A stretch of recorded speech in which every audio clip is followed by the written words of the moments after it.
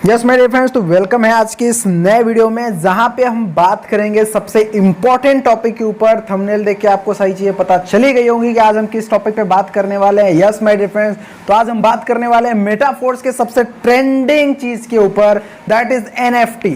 कि एनएफटी में आपको किस तरीके से अर्निंग होगी, किस तरीके से आप एनएफटी में अर्न करने वाले हो, ये सारी चीजें आज हम बात करने वाले हैं। क्योंकि आज के टाइम पे बहुत सारे लोगों को कंफ्यूजन है, बहुत सारे रूमर मार्केट में चल रही है। तो आज हम क्लियरली बात करने वाले हैं कि किस तरीके से मेटाफोर्स में आप एनएफटी के थ्रू अर्निंग करने वाले हो। तो यस माय फ्रेंड्स, अभी तक आपने अगर चैनल को सब्सक्राइब नहीं करा है तो चैनल को सब्सक्राइब कर लें, बेल आइकन को ऑन कर लें ताकि मेटाफोर्स के बारे में जितने भी अपडेट हो वो सबसे पहले आपको मिले। तो वीडियो को स्टार्ट करते हैं बिना किसी देरी के।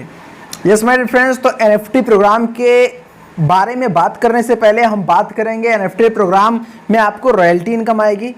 लेकिन एनएफटी प्रोग्राम जो है उसके बेसिक चीज के ऊपर हम बात करेंगे कि एक्चुअल में सबसे पहले जो एनएफटी वर्ड है उसका क्या मतलब होता है। तो एनएफटी वर्ड है क्या, एंड एनएफटी वर्ड का जो फुल फॉर्म है वो है नॉन फंजिबल टोकन। तो एक्चुअल में ये नॉन फंजिबल टोकन क्या होता है, सबसे पहले हम इसके बारे में जानेंगे बहुत ही शॉर्ट में, राइट। तो अगर हम बात करें एनएफटी के बारे में तो यहाँ पे आपको सिंपल लिख के आ रहा है, NFT stands for non fungible token. But what does that mean? Non fungible means that it is unique and cantt be replaced with another thing. कहने का क्या मतलब है, जो आपका एनएफटी है वो रिप्लेस नहीं करा जा सकता। अगर हम एग्जाम्पल के ऊपर बात करें, अगर हम बेसिकली बात करें और आपको एक एग्जाम्पल से समझाने की कोशिश करें तो आप समझिएगा। सबसे पहले हम समझते हैं कि फंजिबल टोकन क्या होता है। What is fungible? फंजिबल का मतलब क्या होता है कि वो हम रिप्लेस कर पाए, किसी भी टर्म में हम रिप्लेस कर पाए उसको बोलते हैं फंजिबल। फंजिबल का क्या मतलब है, जैसे मान लीजिए आपके पास 2000 का नोट है, आपके पास क्या है 2000 का नोट है, आपने क्या करा, उसको 4 नोट कर लिया आपने 500 के, तो ये क्या है, फंजिबल है। उसी वैल्यू का आपको मिल गया 500 के 4 नोट, सेम वैल्यू है। इसको हम क्या कर सकते हैं, एक्सचेंज कर सकते हैं, या फिर हमने क्या कर लिया 500 के नोट को कन्वर्ट कर लिया 2000 के नोट में। मतलब अगर हमारे पास 4 नोट हैं 500 के तो हमने किसी को भी देना है, जैसे मान लीजिए आपने मेरे को दिया या फिर आपने अपने किसी दोस्त को दिया, आपने बोला कि सर मेरे पास 2000 का एक नोट है, मेरे को 4 नोट चाहिए 500 का, तो ये रिप्लेस किया जा सकता है, इट इज फंजिबल। लेकिन नॉन फंजिबल का मतलब क्या होता है कि ये रिप्लेस ना किया जा सके। एज फॉर एग्जांपल अगर मैं बात करूं कि आपका जो ये 2000 का नोट है ये कोई यूनिक होता, यूनिक का मतलब क्या है कि ये दुनिया में कोई दूसरा नहीं होता। जैसे मान लीजिए आपका ये जो 2000 का नोट होता, एज फॉर एग्जांपल जो 2000 का आपका नोट होता वो नोट होता जो सबसे पहले बना था, या फिर किसी भी टर्म में वो यूनिक हो जाता, इस पे किसी ऐसे पर्सन का सिग्नेचर हो जाता जो कि आगे ऐसा नहीं होने वाला है। कहने का मतलब है कि इस चीज को दुनिया में आप ही ओन करते हो। जैसे मान लीजिए इस पे किसी फेमस पर्सन ने सिग्नेचर कर दिया, या फिर ये पहला नोट है जो छपा हुआ था सबसे पहले, वो वाला आपके पास नोट है। तो कहने का मतलब है कि अब ये रिप्लेस नहीं करा जा सकता, ये पहला, इसमें कुछ ऐसी यूनिकनेस आ गई जिसकी वजह से ये नॉन फंजिबल हो गया। अगर ऐसा नोट आपके पास है और अब कोई आपको बोले कि भाई मेरे पास भी वही 2000 का नोट है और ये 2000 का नोट मेरे को दे दो और मेरे से वो 2000 का नोट ले लो, तो शायद आप कहोगे ना ना ये मैं नहीं कर सकता, क्योंकि ये जो मेरा 2000 का नोट है ये नॉन फंजिबल है, इसमें कुछ यूनिकनेस है, इस वजह से मैं इसको कन्वर्ट नहीं कर सकता, जबकि दोनों की वैल्यू वही है। लेकिन अब ये हो गया क्या, नॉन फंजिबल। तो सबसे पहले हम समझते हैं कि नॉन फंजिबल क्या है। तो शायद आपको समझ में आया होगा कि नॉन फंजिबल क्या है, कि किसी भी टर्म में हम उस चीज को कन्वर्ट ना कर पाए, उस चीज को एक्सचेंज ना कर पाए, और सबसे इंपॉर्टेंट चीज उसमें कुछ ना कुछ यूनिकनेस हो जो कि ऑल ओवर वर्ल्ड में कहीं पे ना मिले आपको। जैसे एक एग्जांपल मैं आपको फिर से बताऊं, जैसे मान लेते हैं कि आपके पास एक चश्मा है, आपके पास क्या है, आपके पास एक चश्मा है, और वो जो चश्मा है आपके पास है, लेकिन एक पर्सन है उसके पास एक चश्मा है, राइट। तो आप कहोगे सर ये चश्मा हम इससे बदल सकते हैं, लेकिन अगर मान लेते हैं ये जो चश्मा है ये गांधी जी का चश्मा है, राइट। कहने का मतलब है कि ये यूनिक चश्मा है, इसको गांधी जी ने यूज किया था, तो ये क्या हो गया, नॉन फंजेबल। नॉन फंजेबल का क्या मतलब होता है कि अब ये ऐसा यूनिक चश्मा पूरे वर्ल्ड में नहीं है, सिर्फ एक ही मात्र ऐसा चश्मा है जिसको गांधी जी ने यूज किया था, तो इट्स नॉन फंजेबल, इसको अब कन्वर्ट नहीं किया जा सकता। तो एज फॉर एग्जांपल अगर मैं बात करूं तो आप समझ गए होंगे कि नॉन फंजेबल का मतलब क्या होता है। नॉन फंजेबल का मतलब है कि वो फंजेबल ना हो, वो एक्सचेंज ना करी जा सके, सेम वैल्यू पे भी एक्सचेंज ना हो पाए, राइट, और वो उसमें कुछ ना कुछ यूनिकनेस हो। तो इतनी सारी चीज आपको समझ में आ गई होगी। अब हम बात करेंगे कि नॉन फंजिबल तो समझ में आ गया, लेकिन ये टोकन क्या होता है। तो टोकन का क्या मतलब होता है, किसी भी चीज का जो ऑनरशिप होता है।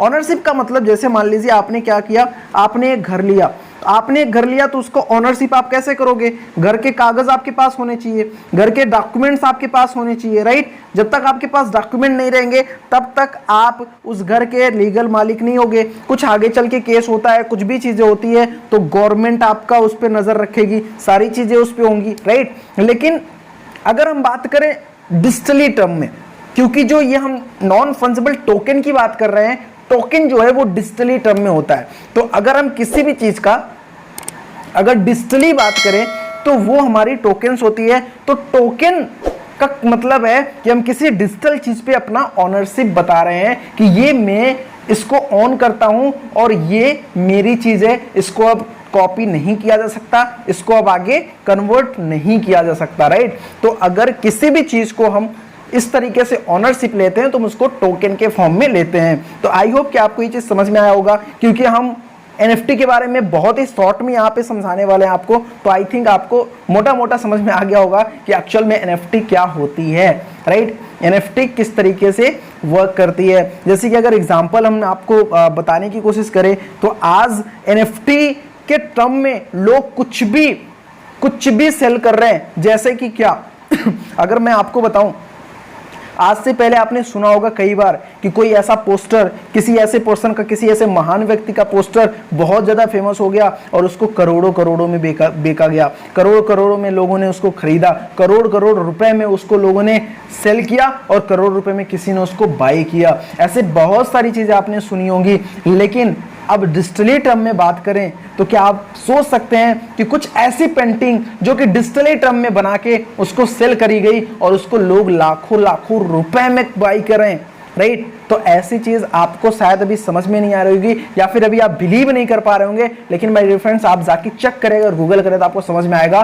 कि ऐसे बहुत सारे टोकन्स आपको यहाँ पे मिलने वाले हैं। अगर मैं एक एग्जांपल की बात करूं तो बीपल नाम की एक पर्सन है जिन्होंने खुद का अपना एक NFT बनाया और उनकी NFT 69 मिलियन में बिकी। आप सोच सकते हो कितना ज्यादा पैसा है। तो yes my dear friend, NFT is a revolution. आगे चल के आपको समझ में आएगा कि NFT में किस तरीके से आप अर्निंग करने वाले हो। तो yes my dear friends, it is not our motto, यह हमारा मेन टॉपिक नहीं है। हम बात करेंगे मेन टॉपिक के ऊपर कि हम मेटाफोर्स में कैसे अर्निंग कर सकते हैं। शायद आपने NFT समझ गए होंगे कि NFT क्या होती है, NFT में किस तरीके से अर्निंग होती है। लेकिन अब हम बात करेंगे कि मेटाफोर्स में जो NFT प्रोग्राम आने वाला है उसमें किस तरीके से आपको अर्निंग आएगी। यस माय डियर फ्रेंड्स, तो कंटिन्यू करते हैं। यहाँ पे एक पिक आप देख रहे होंगे और ये चीज शायद आपने इसके पहले देखा भी होगा, हो सकता है आप इसको नहीं समझ पा रहे हो, राइट। लेकिन यहाँ पे एक चीज क्लियर आ रही होगी कि हमने यहाँ पे क्या करना है, हमने यहाँ पे स्टार्ट कर लेना है।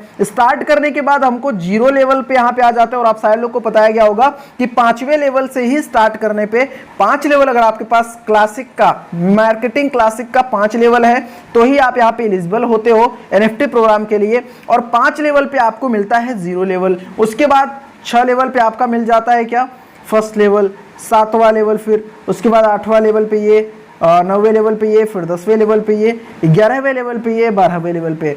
इस तरीके से बहुत सारे रूमर आपको बताए गए हैं। लेकिन माय डियर फ्रेंड्स, आज आपको रियलिटी जानना है कि किस तरीके से आपको इनकम आएगी NFT प्रोग्राम में। NFT प्रोग्राम में इनकम आपको बहुत ही सिंपल तरीके से आएगी। आपके पास 5 लेवल होना चाहिए। जैसे ही आपके पास 5 लेवल होगा आपको मिलेगा यहाँ पे 0 लेवल का NFT। जब आपको 0 लेवल का NFT यहां पे मिलेगा, ये आप देख सकते हो 0 लेवल का NFT मिलेगा, उसके बाद आपको क्या करना पड़ेगा, NFT को करना पड़ेगा पंप। पंप कैसे होगा, यहाँ पे आप देख सकते हो 3500 SFC, जो कि अभी आपको SFC टोकन मिलता भी है। आप समझ सकते हैं कि SFC क्या होता है। 3500 SFC या फिर एनर्जी टोकन, राइट। ये जो आपका एनर्जी टोकन होगा, इस तरीके से आपका ये जो एनर्जी आप देख रहे हैं ये कंप्लीट होगा, और जैसे ही ये 100% हो जाएगा, यस माय डियर फ्रेंड्स, यहाँ पे आप देख सकते हैं, जैसे ये 100% कंप्लीट होगा, जो लेवल आपका 0 है वो लेवल 1 में कन्वर्ट हो जाएगा, और लेवल 1 कन्वर्ट होते ही आपको मिलने लग जाएगा 10% की रॉयल्टी। कहने का क्या मतलब है, आप जैसे ही लेवल 1 पे आ जाएंगे वैसे ही आपको 10% की रॉयल्टी इनकम मिलनी स्टार्ट हो जाएगी। कहने का मतलब है कि 10% का शेयर आपको मिलना स्टार्ट हो जाएगा। अब आपको 10% की रॉयल्टी इनकम आनी स्टार्ट हो जाएगी। और एक चीज यहाँ पे और ध्यान देने की जरूरत है कि जो शेयर्स हैं, ये जो 10% के शेयर्स हैं, ये हर एक NFT पे अलग अलग होगा। मतलब अगर आपके पास लेवल 1 के 2 NFT हैं तो आपको 20% का शेयर मिलेगा। लेवल 1 के अगर 3 NFT आपके पास हैं तो आपको मिलेगा 30% का शेयर। कहने का मतलब है कि 10% सारी की सारी NFT में आपको अलग तरीके से इनकम मिलेगा। और सबसे इंपॉर्टेंट चीज अगर हम बात करें कि ये NFT से आप लेवल 1 पे तो आ गए, 3500 SFC को पंप करके लेवल 1 से आप लेवल 2 में कैसे जाओगे, इसके ऊपर भी हम बात करेंगे। लेवल 2 में जाने के लिए आपको सिंपली क्या करना है, यहाँ पे आपको दिख रहा होगा लेवल 1 आपने कैसे कन्वर्ट किया, शायद आपको समझ में आ गया। लेवल 0 से आपको क्या करना है, पंप करके लेवल 1 पे आना है, और ये जो लेवल 0 का आपका NFT है ये आपको मिलता रहेगा, ठीक है, आपको फ्री ऑफ कॉस्ट मिलता रहेगा। कहने का मतलब है कि आपको उसको सिर्फ पंप करके लेवल 1 बनाने हैं। जैसे ही आपका वो लेवल 1 क्रिएट हो जाएगा, लेवल 1 क्रिएट होते होते 3 लेवल जैसे ही आप क्रिएट करोगे तो उन 3 लेवल 1 को मर्ज करके आप 3 लेवल 1 को मर्ज करके आप क्या कर सकते हो, लेवल 2 क्रिएट कर सकते हो। यहाँ पे आपको दिख रहा होगा, आपने यहाँ पे क्या करना है, 3 लेवल क्रिएट करना है। ये एक हो गया आपका, 1 लेवल 1, 2 लेवल 1, 3 लेवल 1, इसको आपको मर्ज करना है और मर्ज करके आपको बना देना है लेवल 2। जब लेवल 2 आप बना दोगे तो अब आपको आने लग जाएगी 10% से बढ़ के 11% की शेयर। अब आपको क्या आएगा, 11% का शेयर आएगा लेवल 2 से। इसी तरीके से 2 के 3 NFT को फिर मर्ज करके आप लेवल 3 में चले जाओगे। इसी तरीके से लेवल 3 के 3 NFT को करके लेवल 4 में, लेवल 5 में, लेवल 6 में, एंड लास्ट का लेवल 7 में आप पहुंच जाओगे, जो कि आपका होगा top level, and that is वहां पे आपको मिलेगा 25% रॉयल्टी इनकम। मतलब कि आपको 25% शेयर मिल रहा होगा, जो कि एक बड़ी इनकम आपको देखने को मिल सकती है, जो कि रॉयल्टी प्रोग्राम में आपको देखने को मिलेगी। तो आई होप कि आपको सारी चीज़ें क्लियर हो गई होंगी। एंड जो आपका बेसिक डाउट था कि NFT में इनकम कैसे आएगी, NFT में किस तरीके से आपको आगे चल के इनकम आने वाली है, किस तरीके से आप यहाँ पे इनकम करेंगे, किस तरीके से आपको अर्निंग आएगी, ये सारी चीज़ें आपको क्लियर हो गया होगा। बहुत सारे लोगों ने आपको हो सकता है इस तरीके से प्रमोट किया हो कि आपने सिर्फ 6 लेवल से स्टार्ट कर लेना है और आपको अर्निंग आनी स्टार्ट हो जाएगी, 7 लेवल से कर लेना, 8 लेवल से कर लेना है, 9 लेवल से कर लेना, आपको अर्निंग आनी स्टार्ट हो जाएगी automatically. No my dear friends,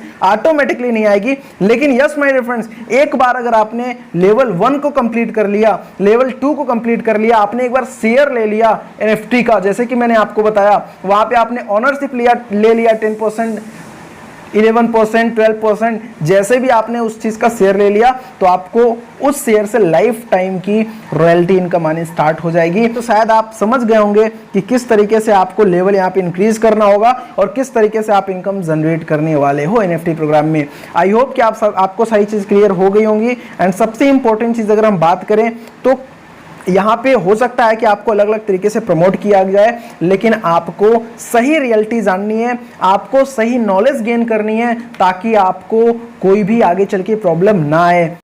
और इस वीडियो को ज़्यादा से ज़्यादा लोगों तक शेयर करें ताकि लोगों तक सही इन्फॉर्मेशन पहुंच पाए। और सबसे इंपॉर्टेंट चीज़, अगर अभी तक आपने चैनल को सब्सक्राइब नहीं किया है तो फटाफट चैनल को सब्सक्राइब कर लें और बेल आइकन को ऑन कर लें ताकि फोर्स रिलेटेड सबसे पहले जानकारी आप तक पहुंचे। बाकी thank you so much for watching.